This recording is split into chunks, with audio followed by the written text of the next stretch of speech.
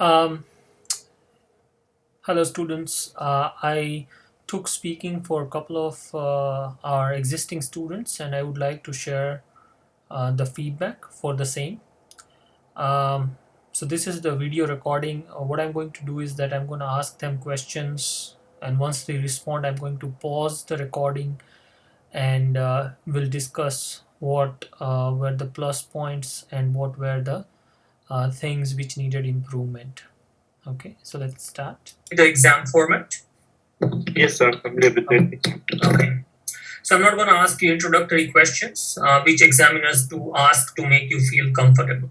Okay. So like, what is your name? Where are you from? Things like that.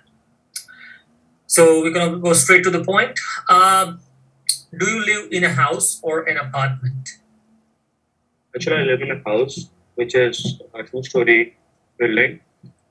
It has 3 rooms, but and a hall and a kitchen. Okay. So here a simple question was asked whether the person is living in a house or an apartment. This is a section 1, so you should try to provide response with an average duration of around 15 to 20 seconds. The first point is, did student answer the question? Yes, he did. The second thing is that, was it required to describe the house? Now, I personally would not prefer it. I would rather talk about why the person lives in a house or why he likes living in a house. Okay, so something like if someone asks you or the examiner asks you, um, do you live in a house or an apartment? Well, I've been living in an apartment since last 5 years, but before that I lived in a house for 15 years, so I can say for certainty that I do prefer to live in an apartment as compared to house. Okay, so that is a more appropriate response rather than describing the house or the apartment. So you can talk about where you are living, you can talk about why you like that place, or you can give a little bit of background or history associated with that. Moving on. With 2 bathrooms. Mhm. What kind of house or apartment would you like to live in the future? I want to live in a flat. Actually, it should be a duplex flat, and it should have a great entrance. And I usually watched in many of the movies that in duplex house they also have two floored flats. Like in one flat there would be 2 floors. It's my dream that I can live in these kind of houses. So again, here a simple question was asked, and it was in future tense, so you need to be careful with this type of questions. So the examiner will ask you questions which are associated with either past tense, present tense, or future tense, and accordingly you should use the grammatical structure. Here the student was asked, what kind of apartment or a house would you like to live in the future? So obviously, in future I would like to live in, and whatever is your response and why would you prefer that. Now here the student did try to answer it, but he did mix up a little bit between house and an apartment. So this kind of mix up can lead to reduced score because it creates problem with task response.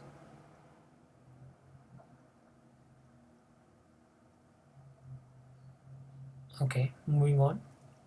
So like so the bottom line is that as long as you answer the question 100%, you can rest assured that you will score minimum 6 bands. And if you answer questions 100% without grammatical or major grammatical mistakes, then you can be rest assured that you will score minimum 7 in speaking.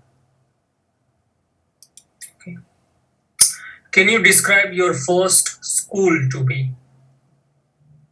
My first school was Nandvidyaniketan SR. It was impeccable school and I was studying in that school from my nursery.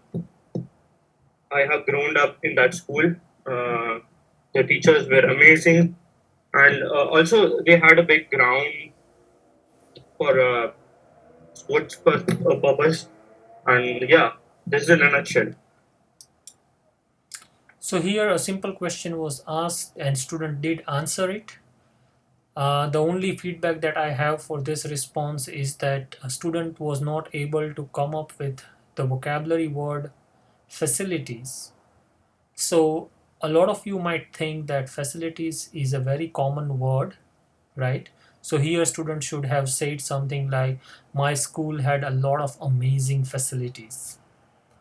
And then he could have listed them, such as playground, there was a basketball court or a tennis court, right? They had a library, a swimming pool. Doesn't matter whether it's true or not. It's about showing your range of vocabulary to the examiner.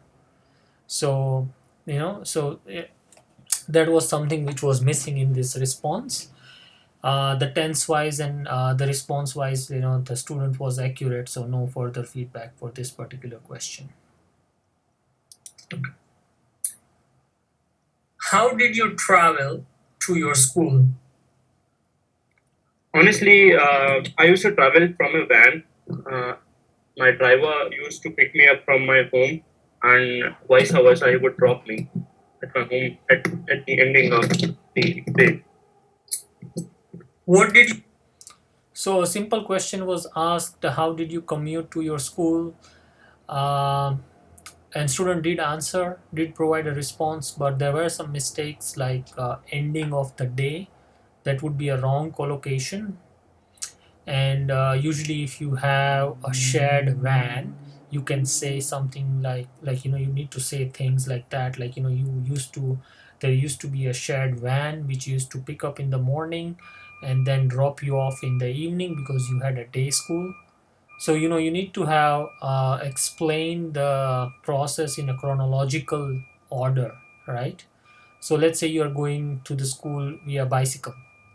So you can say things like, well, when I was in my early grades, I used to go, like there used to be an auto rickshaw which my parents hired. And they used to pick me up and drop me off every day. In the morning they used to pick me up, and in the evening they used to drop me off. uh, but like as I grew up, my parents bought me a bicycle, and then I used to use bicycle for commuting.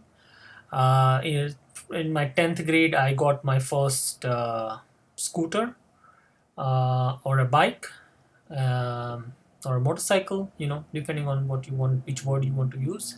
And then obviously I used that for commuting.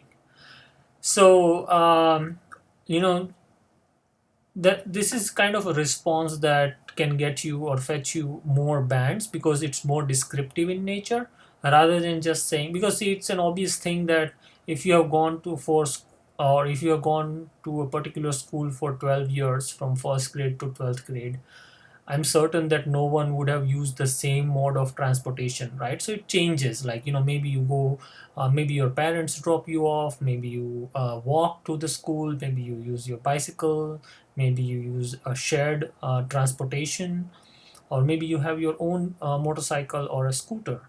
So, you need to describe that in a chronological order to make it more descriptive. You enjoy the most about your school? My school was very significant about their co-curricular activities like music, dance, and I was totally into music. I used to play tabla, and my teacher was used to teach me everything.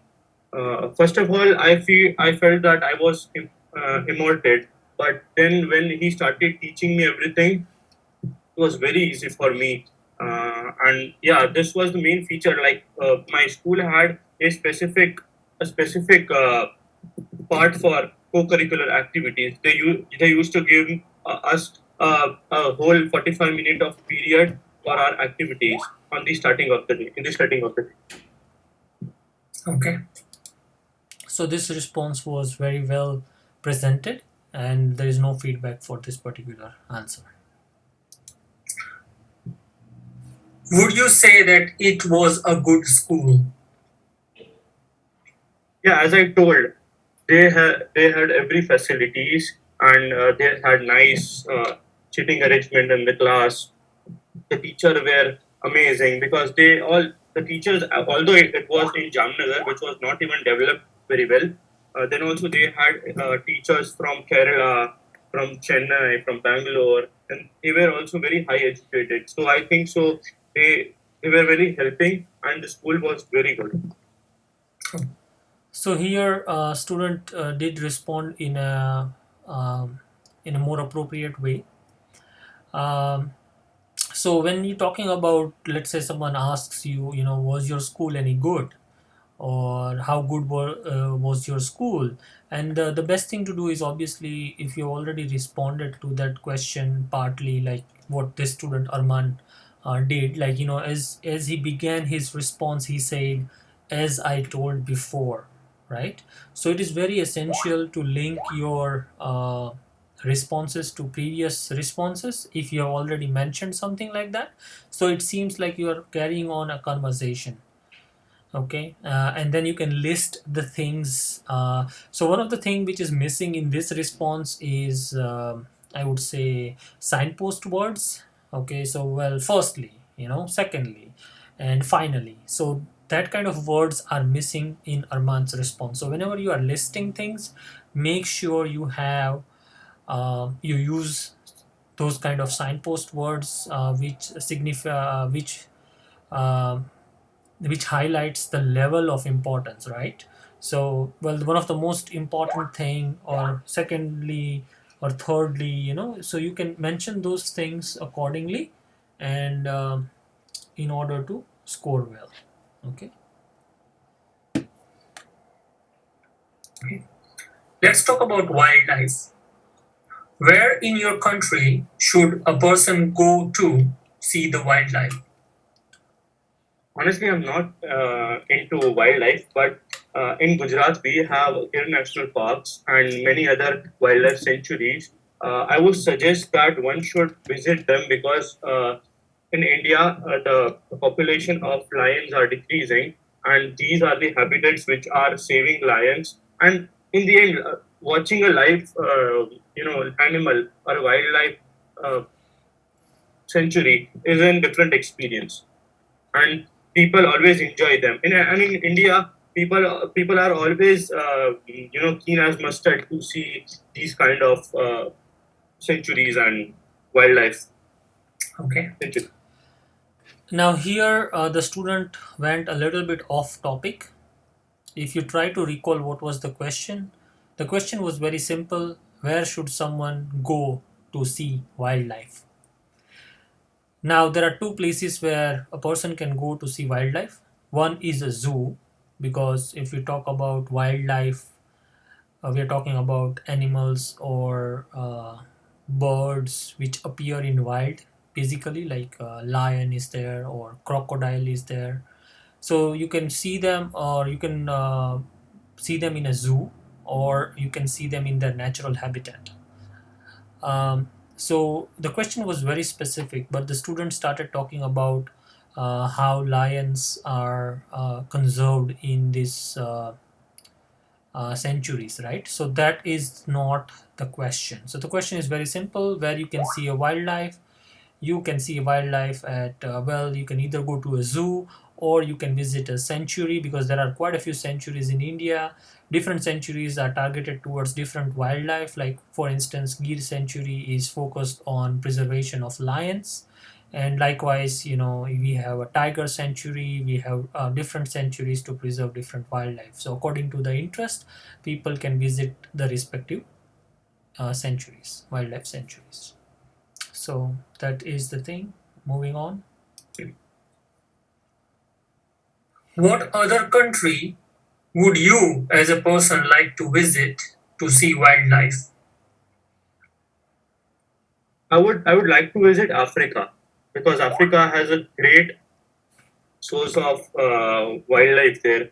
They also have safaris, and I used to see these safaris in Rufi, which is a channel on our TV, and they used to telecast different wildlife animals like elephants and giraffes and lions, and I love to see them and their lifestyle, how they used to live, and Okay. So this response was more or less accurate. Very good response from Armaan. What I'm going to do is that I'm going to share a cue card. Okay, you'll be able to see that in your screen. Just a moment, and I'll give you 1 minute. I'll time you. I'll let you know when you are supposed to start, and then you need to speak for 2 minutes. Make sure you include all the points on the cue card.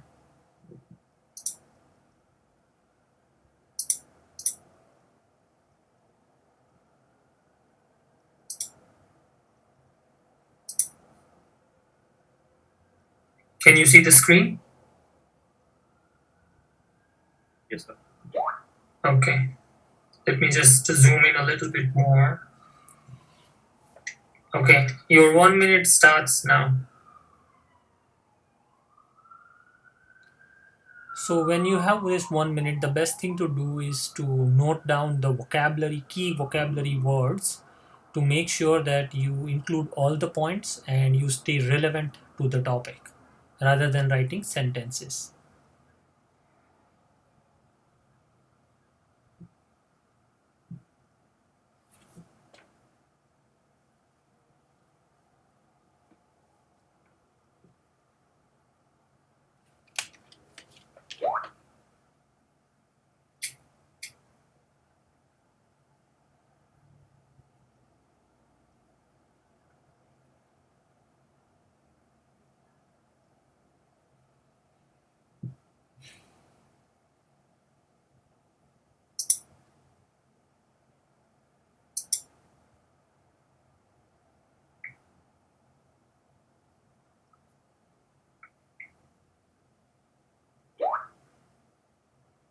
Okay, you can start now. Yes. So I would like to talk about an experience when I was in my school.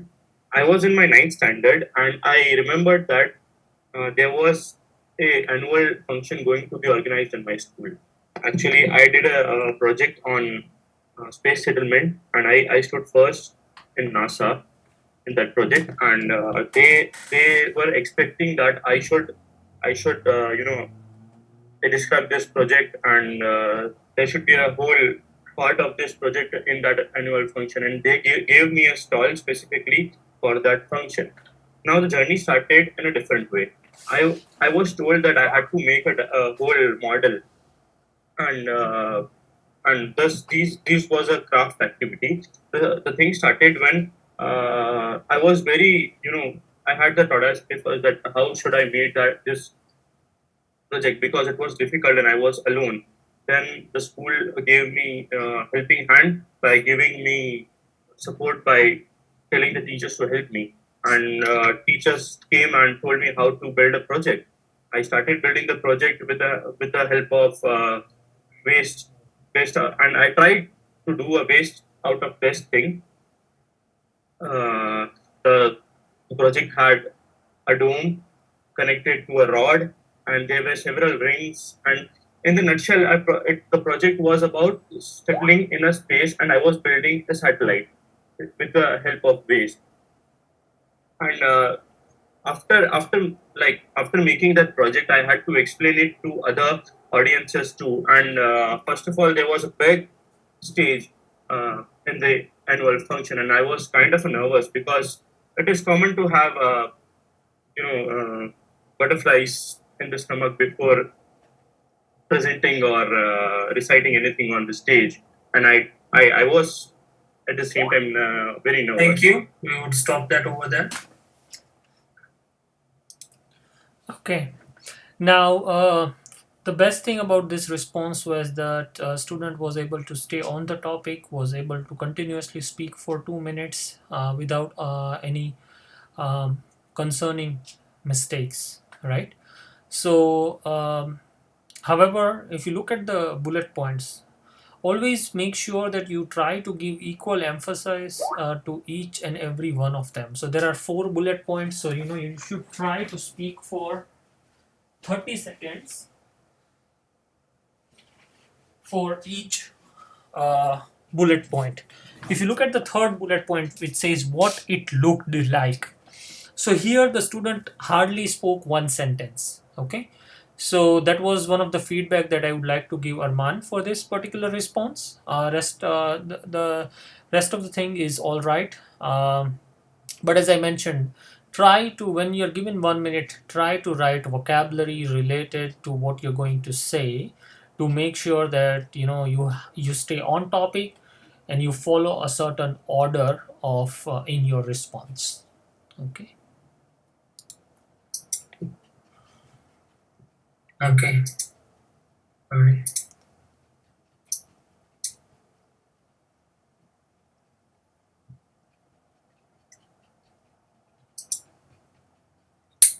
Now we'll move on to the section 3, which is discussion questions. Um, what kind of handmade items can we see in your country? I think so. There are many things like pottery in our country, which is handmade, and it is a culture of India to make uh, pots from clay and these type of things. And we also have different statues of our entity, like past past history. Yeah. So these are the things that are in my country, which are handmade or artificial. Okay. So one of the thing is that handmade is not equal to artificial, right? So handmade means they are not machine made, so they are customized.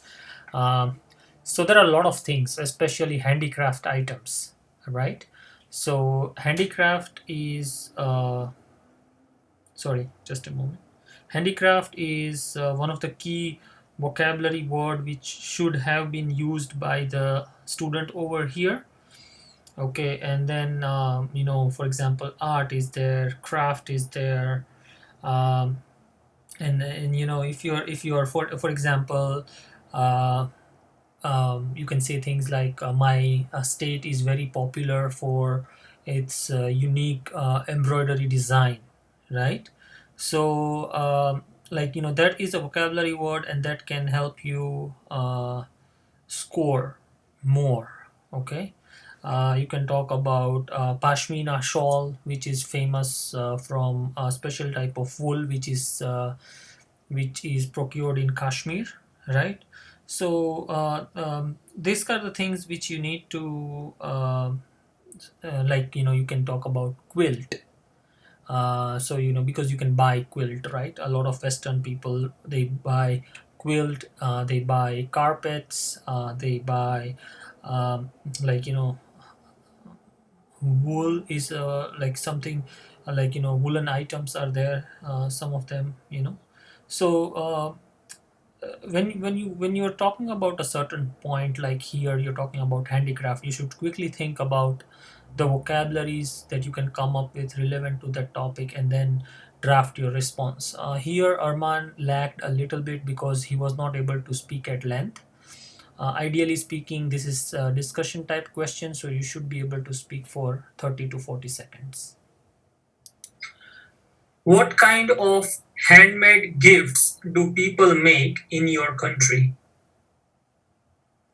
There are several handmade gifts, but in India they prefer to give a specific ceramic uh, laughing Buddha. We call it laughing Buddha, and it is meant to be a sign of positivity, happiness in your house, and it is made of ceramic. So it looks very decent when it is gifted, and it is also very expensive. So when it is gifted to someone, they won't think that it is cheap or it's not kind of a gift. Okay. So again here, Arman was asked about different types of handmade gifts. So you were supposed to list at least couple of them, and then if you want, if you don't have much topic to speak about, you can focus on one of them, right? So ideally speaking, it should be something like, well, a lot of people do give or present uh, handmade items on the birthdays of their near and dear ones in India. From what I have seen, what I have personally observed was when last year during my birthday I received someone presented me handmade chocolates, which was really good. Also, someone presented handmade coasters, which I don't think would be useful for me, but sure, it is the sentiment that matters. So when someone presents you a handmade item, it makes you feel more connected to that person as compared to if someone has presented you an ordinary item which you can buy from a supermarket and which is not personalized at all. So I believe handmade items does make one feel special. Why do you think people like handmade gifts? In my perspective, that is that handmade gifts are unique in a way. Uh, they have a different finish on them, while your machine-made products are they look same in every angle. Every piece looks same, but handmade piece is very different because it has, as I told, it has a unique finish and it has a handwork on it, which we call it as an embroidery or uh, gifts. Okay. So here Arman confused was a little bit confused when it came to a little bit of vocabularies, right? So just make sure you are 100% certain on what you are trying to say or trying to express when speaking. And if you realize that you have made a mistake, please rectify it. If you make a mistake and if you correct it there and there itself, it's considered a positive thing, and the examiner will obviously see that in a positive light and will obviously lead to a better speaking score as compared to if you let the mistake past. Okay, if you don't rectify the mistake, if you let it go, then obviously the examiner will give you a little bit less bands. Where can you or where would you find handcrafts or handmade articles to purchase? As I live in Jamnagar, Jamnagar have different places and gift shops in the city. The main gift shop I always actually not used to. I always purchase gifts as Reshu. They have a different kind of collection about handcrafts and gift cards and everything like statues of. Actually, I saw a statue of Walkman. It's very different. That's why. So this is a place where Okay. So again here, like the same thing happened with what kind of handmade gifts do people give each other on birthday? Like the mistake that Arman made in that question, he has made the same mistake in this question, because the question was very simple, it was very specific, and you were supposed to, or Arman was supposed to answer where can a person purchase such items. So obviously we are living in a digital world, so those items can be purchased online, and then you can name a couple of websites like Amazon or Flipkart. Then you can name say, well, there are few boutique shops in my city, so boutique shop would be considered a collocation and you will get a good score for vocabulary. And then you can talk about government shops like Khadi Bhavan, right?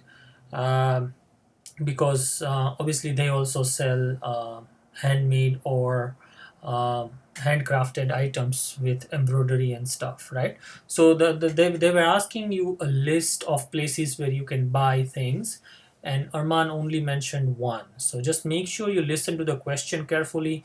The level of English of Arman is pretty good, but if he does not listen to questions carefully, this is something which can happen in real exam also, where even though he would feel that he has answered the question, but the examiner will realize that okay, Arman has made a mistake here. So just be careful. Just make sure that you listen to the question very carefully. Find gifts. Okay. Why do you think tourism is important for handicraft businesses? I think that when any tourists visit India, they have that expectation that India, like to see a historic part of India and to feel their culture. And India is, as a Hindu country, India have many sculptures and things in our country. So I think so the tourist expects this as our culture, and they want to see these kind of things, and they come here to purchase this kind of things as an antique. If Okay. I would be a tourist, I would come here and first of all buy a statue of Lord Ganesha. Why do you think? Okay, so here the question, like, let's just quickly go back a little bit. Okay. Why do you think tourism is important for handicraft businesses? So the question was the importance of tourism for handicraft businesses. Now, first you need to think about who buys handicraft. So if you are a local person of Saurashtra, there is a very less chance that you might buy handicraft which are let's say made in Saurashtra, right? You may buy handicrafts from Rajasthan, you may buy handicrafts from South India, you may buy handicraft from Kashmir, but you are not going to buy from Saurashtra because you live in that culture, right? So when we talk about tourism, obviously we have domestic tourism and then we have international tourism. And the reason why tourism is important for this handicraft businesses is because handicraft items are comparatively more expensive than their counterparts which are produced on a mass scale. So let's say you buy a carpet which is commercially manufactured, that it will cost you 50% to that one which is a handicraft carpet, right? So and that is why it is important, that is where tourists come into play. So tourism is important for the handicraft businesses because only tourists can pay premium prices for handicraft items as they are comparatively more expensive than non-customized, mass-produced counterparts, which are manufactured usually in factories. And tourists, they have since they visit different places, they try to bring memento that remind them of their trip to that particular place, and that is the reason why this type of businesses rely heavily on tourists. So Arman actually messed up this particular question really bad. So hopefully he won't do that in the real exam. To Moving see on. these kind of things, and they come here to purchase this kind of things as an antique.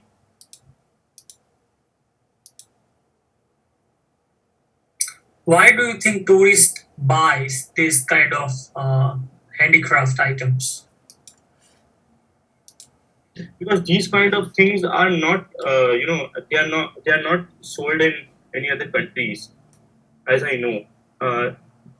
India has a different culture, as I told, and these kind of gifts and architectures, small pieces, uh, they are only these kind of gifts are only made by talented people, which are not present in any other countries, except I think so India.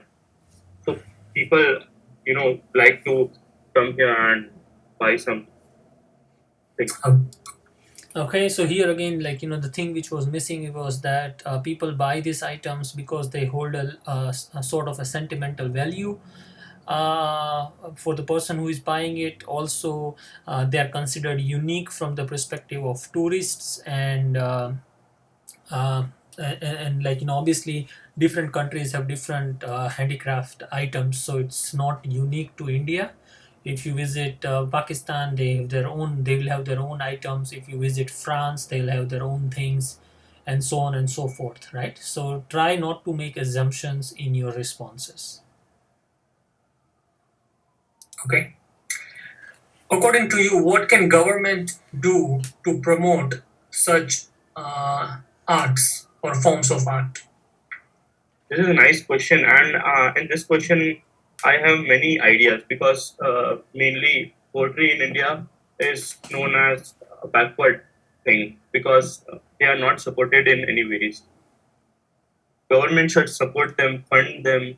Uh, Government should also enhance their knowledge by helping them with another, advisor that how can they make different like different gifts or different pieces, different art, not just like not just glasses or plates made of sand or clay. I think so. Government should help it in a different, like they should see this in a different way. Okay, that would be the end of. So here again, the thing which was missing was that concrete plan. Let's say you are the minister for rural development, or of the handicraft department. What would you do to improve that particular industry? So obviously, one of the thing which you need to do is skill development. So you need to make sure that there is a system in place where this unique set of skills are passed on to the next generation, number one. Number two, you need to make sure that these skills are protected. So for example, there might be some sort of government approved mark which can be used for selling such products which are considered a handicraft item, right? So in order to protect these communities. Third thing is that they should be given a venue to sell such items. So as I mentioned before, through Khadi Bhavan, it's a venue for small businesses involved in handicraft business, manufacturing of handicraft items, to sell their things. And fourth and the final thing is that they should be made available resources so that they can make such things.